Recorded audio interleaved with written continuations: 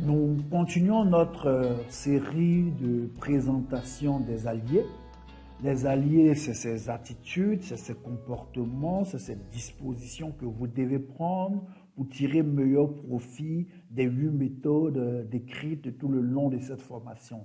L'allié numéro 1 pour remporter la guerre face aux difficultés financières, pour pouvoir créer des business rentables afin de diversifier et d'accroître ses revenus. L'allié numéro 1, nous avons dit, c'était d'avoir un pourquoi fort et inébranlable.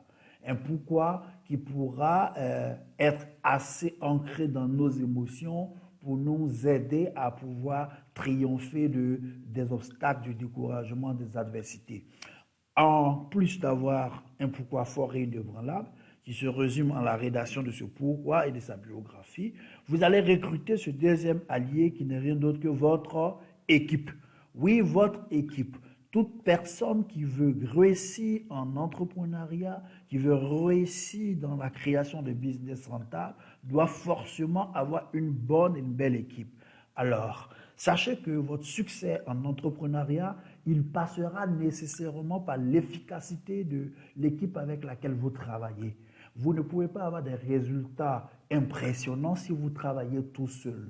Je sais de quoi je vous parle, j'ai tâtonné pendant plusieurs années et j'avais trouvé les clés, j'avais trouvé ces méthodes, mais je ne pouvais pas avoir le succès actuel tant que j'évoluais toute seule dans mon couloir. Dès que j'ai compris qu'il fallait m'entourer d'une équipe de qualité, dès que j'ai eu la grâce de m'entourer d'une équipe de qualité, alors mes résultats ont explosé littéralement. Vous aussi, si vous désirez avoir de l'impact, vous ne pouvez pas continuer de travailler seul. Il vous faut vous entourer d'une bonne équipe.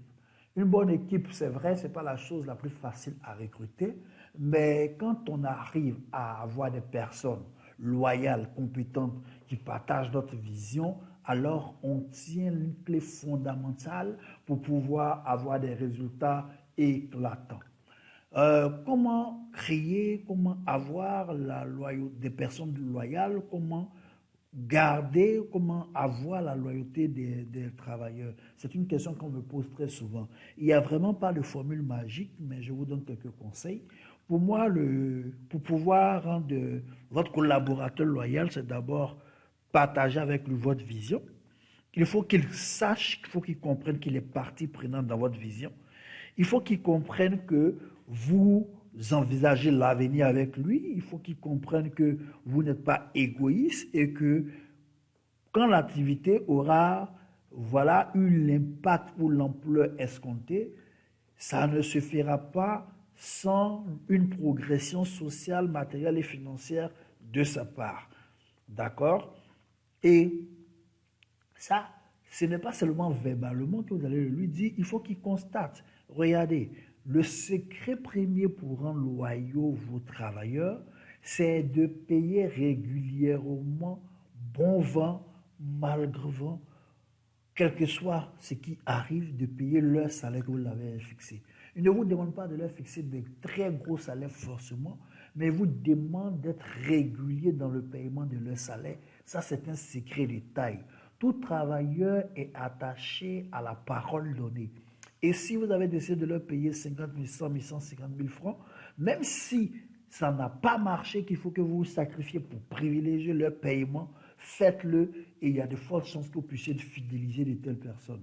Mais quand ils comprennent que vous êtes la première, c'est eux la première personne que vous sacrifiez quand se présentent les difficultés, alors ceux-là commencent à ne pas faire de progression avec vous, ils commencent à ne pas se projeter avec vous, ils commencent à chercher à partir de la première occasion et puis n'hésitent pas à vous flanquer le couteau dans le dos.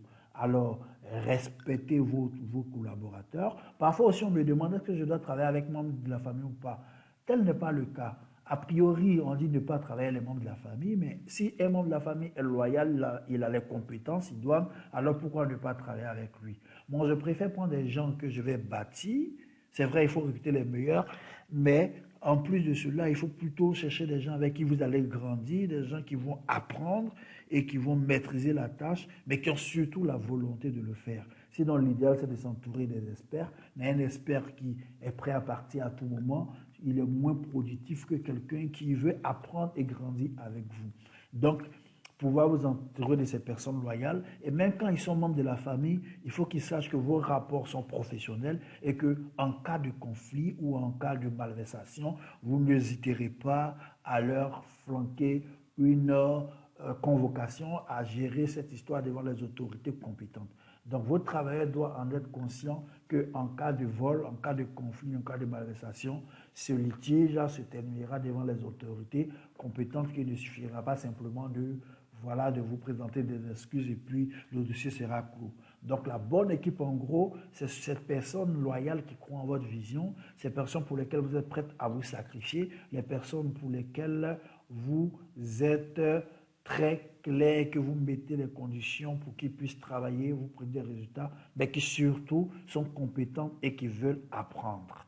Mais ce n'est pas tout. Dans votre équipe aussi, il faut faire allusion aux personnes que vous fréquentez régulièrement. Ce contact-là, cette fréquentation, elle peut être physique, à travers des causeries, des formations, des coachings, mais elle peut être aussi indirecte par le biais de livres, de programmes audio et de programmes vidéo comme celle que vous êtes en train de suivre maintenant. Alors, il est dit que en vous imprégnant de l'expérience et des conseils de ces personnes qui ont du succès, mais qui surtout aussi ont connu des échecs, parce qu'on ne bâtit pas un monde qu'avec du succès, il faut pouvoir avoir eu des échecs et capitaliser sur ces échecs pour être meilleur. Donc, voilà, vous devez pouvoir vous entourer des personnes qui ont du succès et qui ont connu des échecs. Parce que quand vous avez des échecs, vous vous rapprochez plus du succès, vous avez plus de chances de réussir. Et comme le dit la théorie, hein, vous êtes la moyenne des 5 personnes que vous fréquentez le plus. Sélectionnez donc, au vu de cela, sélectionnez habilement ceux que vous désirez recruter dans votre équipe si vous voulez avoir des succès en entrepreneuriat. Que ce soit ceux avec qui vous travaillez, si vous ne pouvez pas transformer des losers en vainqueurs, alors entourez-vous de personnes qui ont un mindset de vainqueur ou communiquez-leur votre mindset de vainqueur. Mais surtout, lisez, écoutez, visualisez, regardez des vidéos, écoutez des audios, lisez des livres, voilà, de personnes qui vous tirent vers le haut. Voici une clé fondamentale, un allié important à recruter si vous souhaitez avoir des résultats concrets. Ce n'est pas tout, nous allons découvrir tout à l'heure le troisième allié. D'ici là, portez-vous bien et on se dit ciao. À tout de suite pour l'allié numéro